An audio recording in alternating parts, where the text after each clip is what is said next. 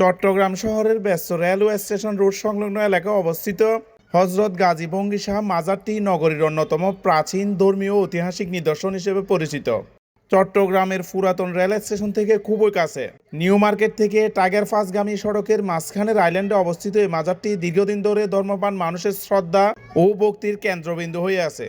স্থানীয় ইতিহাসবিদদের মতে 1965 থেকে 1970 সালের দিকেও এই মাজারের অস্তিত্বের প্রমাণ পাওয়া যায়, যা এটিকে ওই এলাকার একটি প্রাচীন স্থাপনা হিসেবে নির্দেশ করে।